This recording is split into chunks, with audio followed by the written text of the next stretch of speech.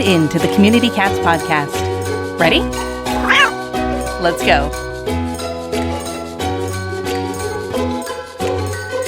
Welcome to the Community Cats podcast.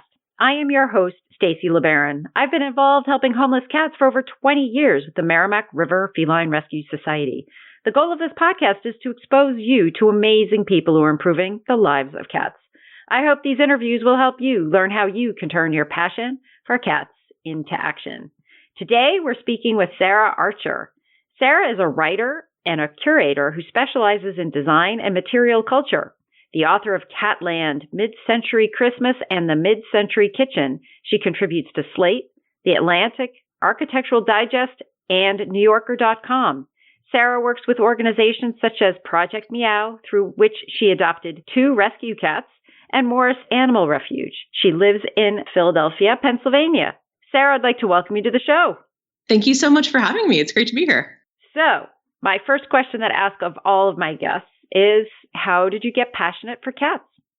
I was fascinated by cats from an early age. I actually remember as a little kid when we used to have book fairs at school, I somehow ended up buying or getting my mom to buy me a book about cat breeds, like a really thick, kind of almost scientific manual. And I was just fascinated by, their coats, their eye color, going to the Metropolitan Museum of Art in New York and seeing cats depicted in art from ancient Egypt, the way they were preserved and mummified and depicted in these amazing scenes of court life. I was just really captivated by them. But like most people in my family, I'm allergic to cats. So I didn't grow up with them. I was sort of admiring them from afar for a long time. And then, never really had one as an adult until I moved in with my now husband, who has been kind of a big fan of rescue cats for a long time and had this wonderful sort of senior brown tabby who's named Keek the Sneak. And I called him Mr. K for short. And I was a little bit kind of hesitant when I first started spending time. I was like, oh, there's cat hair everywhere. It was like, I wasn't used to living with a cat. And he was shy. He was a little aloof at first, as they sometimes are.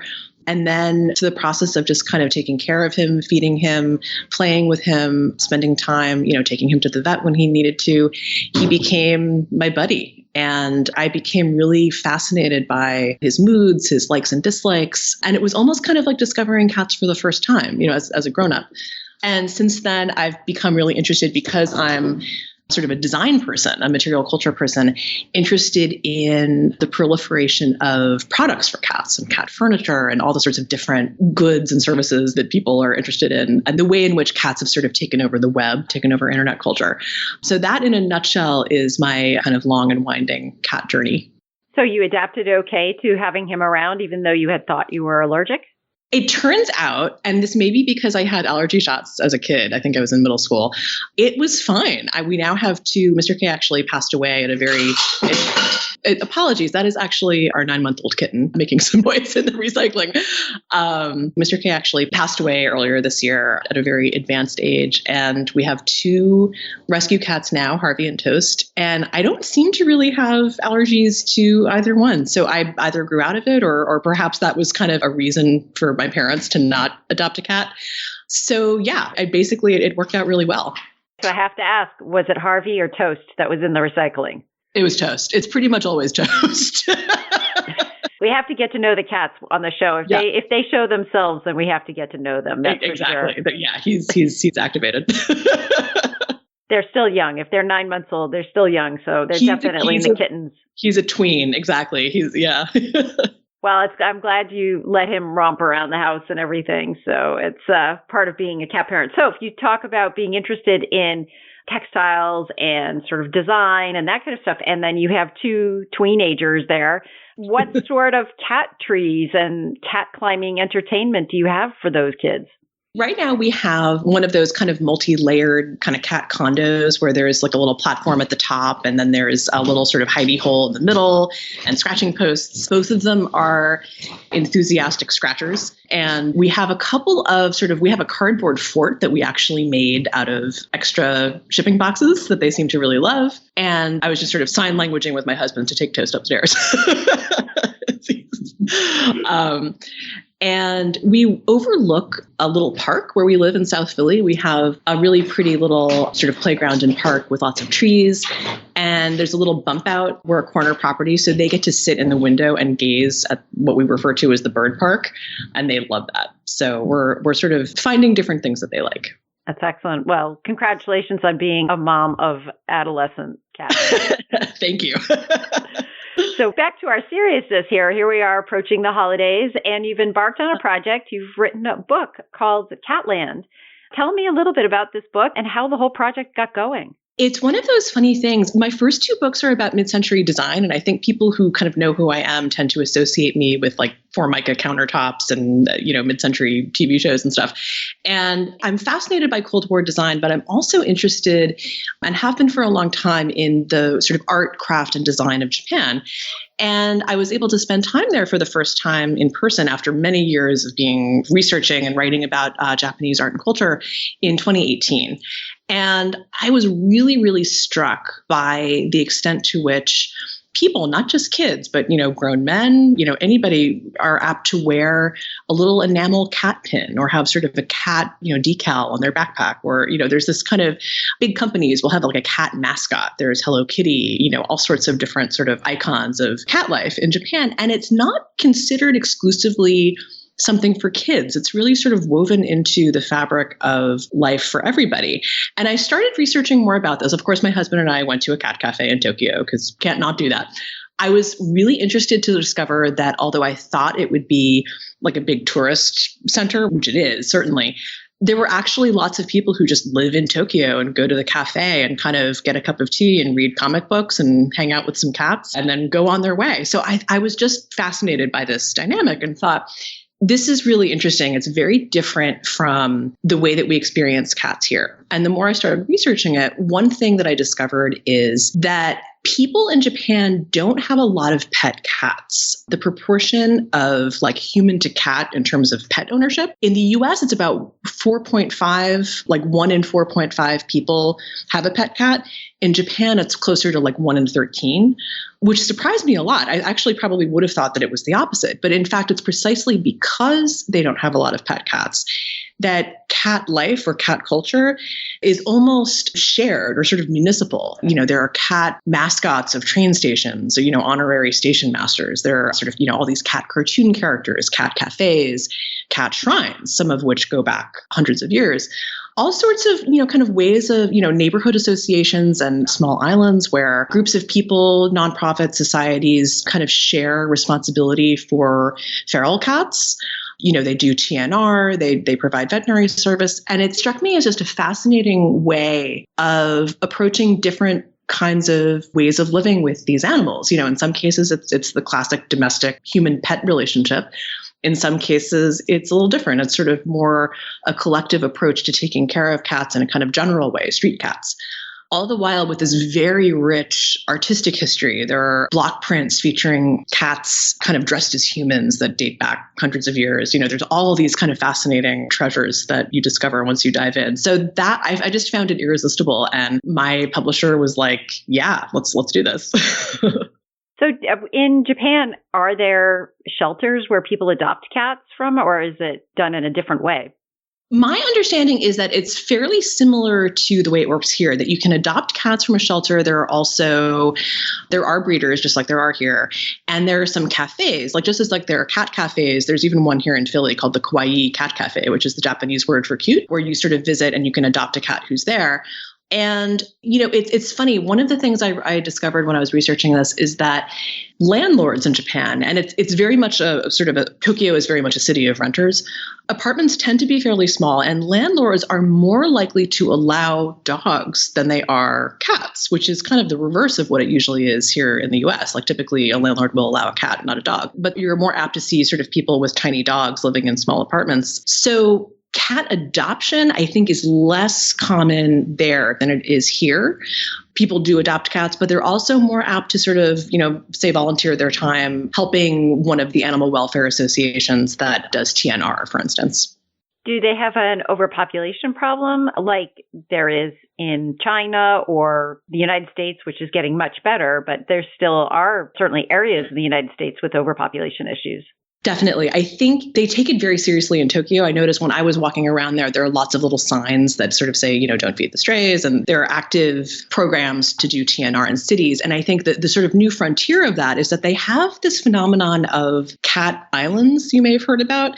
The one that I talk about in the book, Tashirojima, is up in sort of the northeastern part of the country. And this is sort of a very uniquely Japanese situation. Basically, the population is very old. That's true for much of the country. Japan is facing kind of a graying population. They have a relatively low birth rate. And so they have these sort of fishing villages where like young people sort of don't necessarily want to settle because they might want to be in a bigger city. So the population is a bit older and they've sort of reached the point where it's, there's this wonderful cat colony and they might have a cat shrine, but they're like, listen, we cannot take care of 800 cats. Like, we just can't do this. So groups like Japan's sort of equivalent of the ASPCA have been helping the populations of these islands do sort of population control, and kind of adopting out some of the cats to sort of prevent that. I think that's becoming much more in the past few years. There's much more awareness around that as an issue. Do you struggle to find foster homes for your animals? Are you struggling to communicate with your fosters and keep track of what they need? Introducing Foster Space, powered by Doobert, where recruiting and communicating with your fosters just got a whole lot easier. Need a new foster for an animal? Simply create the foster request in Doobert and it will automatically send to existing Dooberteers and also post on your Facebook pages and groups. Need to communicate with your fosters? No problem. Doobert makes it easy to communicate via text with individual fosters or to get messages out to your different groups of fosters. Your fosters can even put in help desk style tickets for questions or supplies they need, and the Doobert system will help you keep track and stay organized. Check out Foster Space by signing in on your Doobert account today at www.doobert.com. So let's focus in on the book a little bit. Tell us sort of table of contents style. If we picked up the book, what we'd look at? Yeah, so it's designed to be a primer for the assumption is that you've never been to Japan, you're relatively unfamiliar with, let's say, most things except for Hello Kitty. That might be your entry point, right? And the categories I divided the contents into are Lucky Cats, which is a chapter about kind of Japan's cat history and sort of going through some of the literature and art, places where cats appear in different parts of Japanese art history and folktales. And also the origin story of the beckoning cat, the little statues that you see that have the figures with one paw raised that kind of wave to you. Those are known as maneki neko, which just means beckoning cat. And then there's crafts, which is a whole chapter about the people who weave cat baskets. They're called neko chigura. The people who make the maneki neko figurines. People who make small scaled down cat furniture. There's sort of all these really interesting cottage industries where people across different parts of Japan, in many cases that have specific sorts of craft traditions, have sort of tapped into the interest in cats to sort of draw a new audience to that tradition. And then there's a chapter called Nekonomics. And so the word for cat in Japanese is neko. And Nekonomics basically is a kind of portmanteau word that's meant to refers to sort of the economic benefit that results from a kind of cat attraction.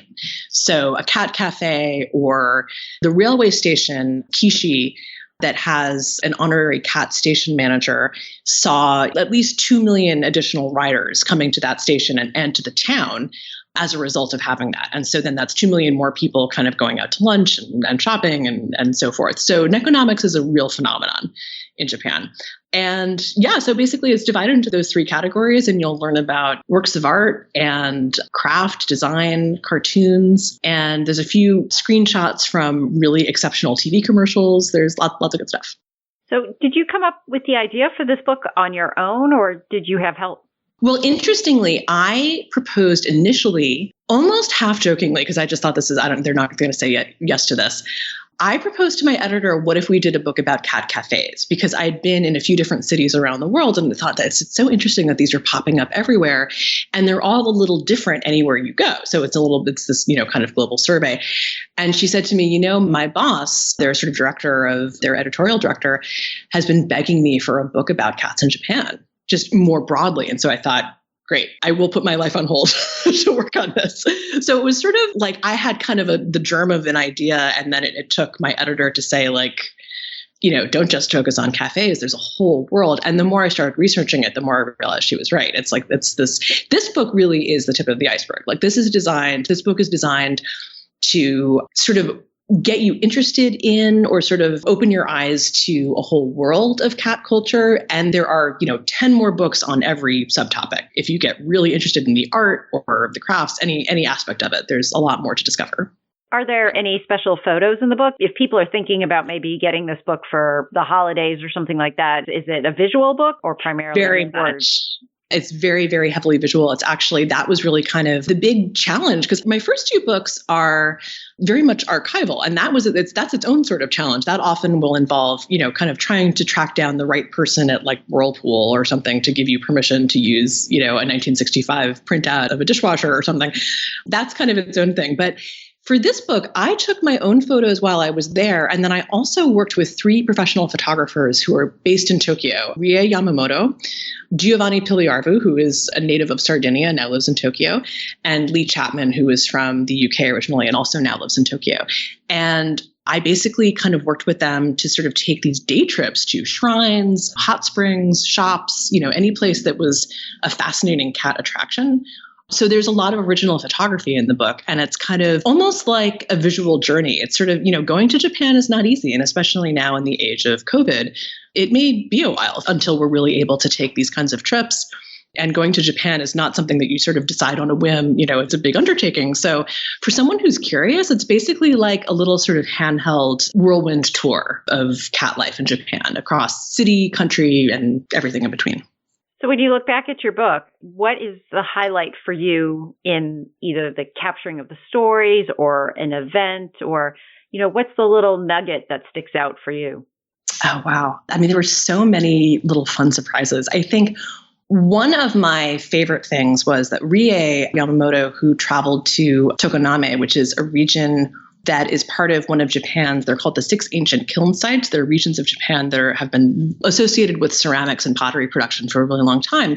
And there's this wonderful factory there. It's a small factory, family owned, called the Baigetsu Tokonome Doll Factory. And they make beckoning cast, and they're slip cast, which instead of throwing things on a potter's wheel, slip casting is when you sort of pour liquid clay into a mold and then take it out and paint it. And she toured the factory and photographed every step of, how these objects are made, putting the whiskers on one by one. It's just wonderful. And it was sort of like seeing the other side of these little figures that you're used to seeing in, a restaurant window or a shop window, the human beings that devote themselves to actually doing this. And they all have life stories and personalities. And the same is true for the people who, run the bookshops. There's a wonderful bookstore run by a man named Fumio Anagawa in Tokyo, who donates proceeds to an organization in Japan that's kind of akin to like ASPCA. They do TNR and animal welfare. And it is this heavenly just cat wonderland. It's cat books, magazines, tote bags, cards, comic books, everything you can imagine. And it's, discovering all those little places, even remotely, and kind of doing interviews with them through Rie, who was also my translator, just kind of really warmed my heart and kind of thought, it's all these people who are not famous, are just regular folks, putting so much work and effort and love into doing something that makes them happy that also really benefits a lot of these kitties. Sarah, if folks are interested in finding out more about the work that you do or purchasing this book, how would they do that?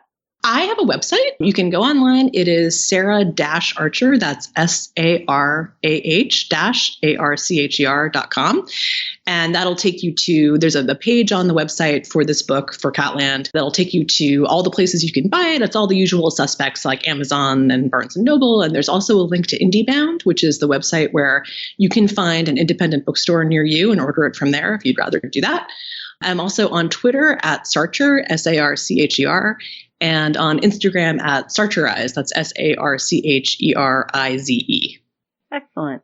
Is there anything else you'd like to share with our listeners today? Only to say that rescue kitties have been life-changing for me. The opportunity to take care of a rescued kitten and to sort of watch him grow up, and then a few months later to adopt at the very beginning of the pandemic when they were cleaning out, sort of trying to clear out the shelters, a grown-up rescue cat, and sort of watching him start to trust us and know that he was home is really one of the most moving experiences of my life. And the book is fun, but it's also really, really a labor of love. I kind of didn't realize how much it would be that until I started. Sarah, I want to thank you so much for sharing all the stories with regards to Catland and your travels and experiences. And yes, I think we've all been missing out on travel, and hopefully we're back at it. But yeah, the thought of making it to Japan or Europe or anywhere these days, it seems like it's a bit of a challenge. So it may be a while. Yeah. So thank you so much for sharing, and thank you for agreeing to be a guest on the show. And I hope we'll have you on again in the future. Thank you so much for having me. It was really fun. That's it for this week. Please head over to Apple Podcasts and leave a review. We love to hear what you think, and a 5-star review really helps others find the show. You can also join the conversation with listeners, cat caretakers, and me on Facebook and Instagram. And don't forget to hit follow or subscribe on Spotify, Apple Podcasts, Google Podcasts, YouTube, Stitcher, or wherever you listen to podcasts so you don't miss a single show. Thanks for listening, and thank you for everything that you do to help create a safe and healthy world for cats.